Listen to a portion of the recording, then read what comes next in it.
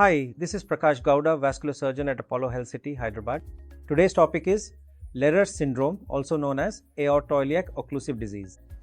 It is basically the occlusion of the distal part of the aorta as well as the bilateral common iliac arteries. Usually it happens in patients who are chronic smokers. Also, elderly patients can develop Leriche syndrome. The other causes would be patients developing thrombotic diseases or prone for developing thrombotic diseases, patients with coronary artery diseases, or patients having clots inside the heart. These are the most common causes for developing Leriche syndrome or the aortoiliac occlusive disease. These patients present with a triad of symptoms and signs, mainly gluteal and thigh claudication. That means that the patients will develop pain in both the gluteal region as well as thigh upon walking. The distance can vary from 10 meters or at rest to up to 500 meters or more.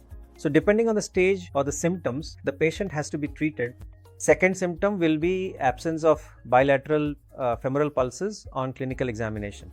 The patient, when comes to the hospital, upon examination, we feel that there is no femoral pulse in the groin. This is the second sign. The third sign is erectile dysfunction. The patient complains of erectile dysfunction. This triad of symptoms and signs is called as the Leriche syndrome. So how do we evaluate and how do we diagnose Leriche syndrome? Usually upon clinical examinations, the first clue is absence of femoral pulses along with symptoms of gluteal and thigh claudication and patient complaining of erectile dysfunction. Following this, we can directly go ahead and do a CT peripheral angiogram, wherein we can see the blood flow to the distal part of the aorta as well as the bilateral lower limbs, and we can see where is the occlusion. The occlusion can be short segment, long segment, or enter from the infernal up to the iliacs.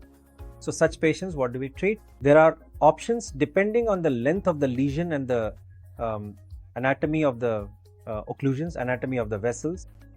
Lesions involving shorter occlusions, if there's a short segment occlusion of the aorta as well as the common iliac arteries, the option would be to go ahead and do a bilateral iliac angioplasty and stenting, also known as kissing stent angioplasty. This will relieve the symptoms and the patient can be mobilized on the same day of the procedure. The recovery is usually on the first day itself and the patient can go home on the second post-operative day. If the lesions are long segment, that is if the longer segment of aorta and longer segment of iliacs are involved, then the option of endovascular is not feasible. Such cases, we have to go ahead and do open bypass surgery.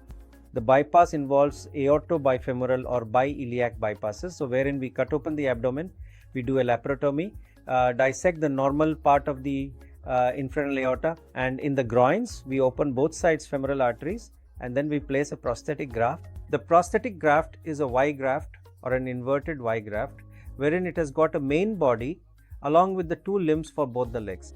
So the main body will be anastomosed to the infernal part of the abdominal aorta, and then both the graft limbs can be tunneled into the retroperitoneum and then brought down into the groin, wherein we anastomose on each side onto the common femoral or the superficial femoral artery.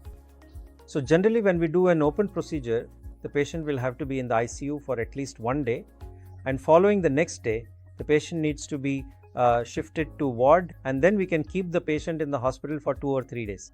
Once the patient's abdominal symptoms are not there and his paralytic ileus is settled, we can start mobilizing the patient and he can be discharged most commonly on the 4th or the 5th post-operative day.